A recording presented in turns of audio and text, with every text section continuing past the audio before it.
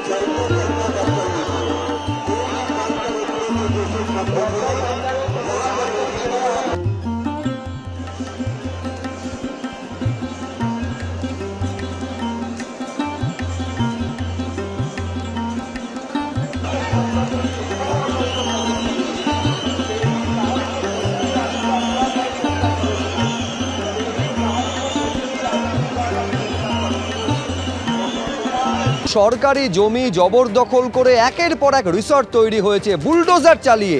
সেই সমস্ত রিসর্ট গুঁড়িয়ে দেওয়া হলো। ভোরের আলো থানা তরফে অভিযান চালানো হয়। একটা দুটো নয়, 9টা এরকম রিসর্ট রয়েছে, যার মধ্যে রাজনৈতিক দলের নেতাদের রিসর্টও রয়েছে। একের পর এক সরকারি জমি জবরদখল করে তৈরি হওয়া এই রিসর্ট গুঁড়িয়ে দেওয়া হলো থানার তরফে। প্রশাসনের পক্ষ থেকে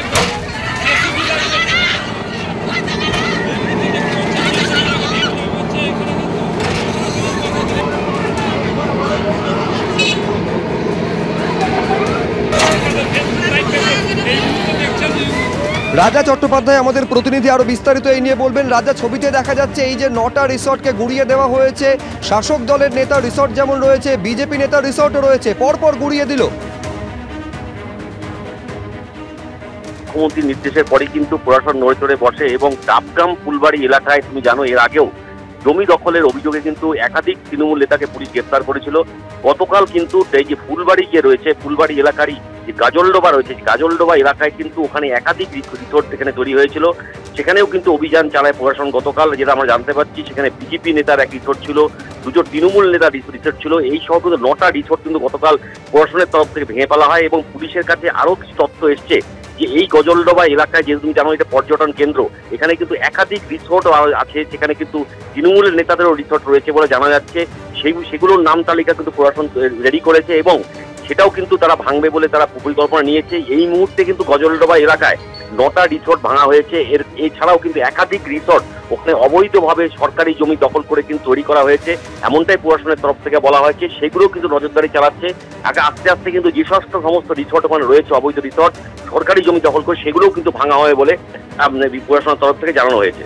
একেবারে প্রশাসনের তরফে এইটা স্পষ্ট করে দেওয়া হয়েছে, শুধু এই 9টা রিসর্টই নয়, যেখানে যেখানে এই সরকারি জমি জবরদখল করে রিসর্ট তৈরি হয়েছে সেই সমস্ত রিসর্টও ভেঙে ফেলা হবে বলে প্রশাসনের তরফে জানানো হয়েছে।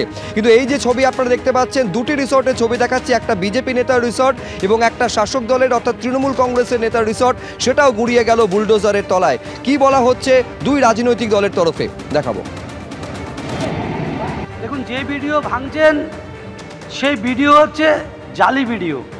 13 নাম্বার পেয়ে পাস করেছেন, জালিয়াতি করে ভিডিও হয়েছেন। তার নামে অনেক খবর সংবাদ মাধ্যম পেপারে সব জায়গায় বেরিয়েছে। তিনি মমতা স্তুতি করেই বেঁচে আছেন এবং সব জায়গায় গিয়ে হম্বিতম্বি দেখাচ্ছেন। সময় আছে, তাকেও কিন্তু জেলের কালকোটা যেতে হবে, আইনের মতো চলবে। আমাদের বিজেপির নেতার যে রিসোর্টটি ভাঙা হয়েছে, সে তাকে বেল দিয়েছে কোর্টের থেকে, তার যোগ্য কাগজপত্র রয়েছে, সরকার থেকে তাকে দেওয়া হয়েছিল, জমি লিজ দেওয়া হয়েছিল, সেখানে তার গভর্নমেন্টে পারমিশন নিয়ে সম্পূর্ণ ট্যাক্স দিয়ে প্ল্যান করে নিয়ে তিনি বানিয়েছেন। কোনো রকম অবৈধ কাজ তিনি করেননি। তারপরেও ভিডিও গায়ের জোরে মমতা দেবীকে খুশি করবার জন্য ভাঙছেন। সেখানে তৃণমূলের অনেক প্রভাবশালী নেতা রিসোর্ট উনি টাচ করতে পারেন, তাদের ওয়ালে শুধু টাচ করছেন, অনেকে ঢোকার সাহস পাননি। আগামী দিনে ভারতবর্ষ মাননীয় মুখ্যমন্ত্রী মমতা বন্দ্যোপাধ্যায়ের নির্দেশই চলবে।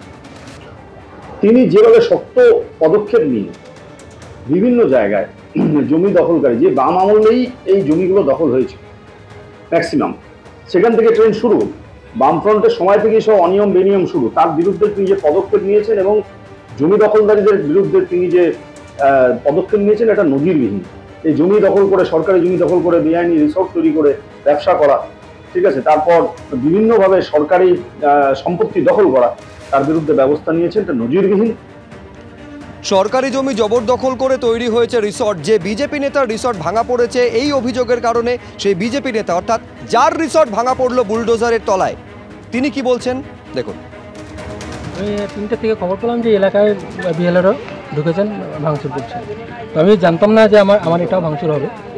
তো আমি দোকানে ছিলাম, এই মতো অবস্থা দেখলাম জেসিবি টেসিবি নিয়ে এসে আমার এখানে ভাঙচুর শুরু করেছে। আমি জিজ্ঞাসা করলাম, জিজ্ঞাসা করার পরে বিডিও সাহেব আমাকে ধমকালেন এবং ইভেন থানাও আমাকে চুপ থাকতে বলেন এবং আমাকে অ্যারেস্ট করার পুনরায় ধমকি দিলেন যে গাড়িতে ধরুন।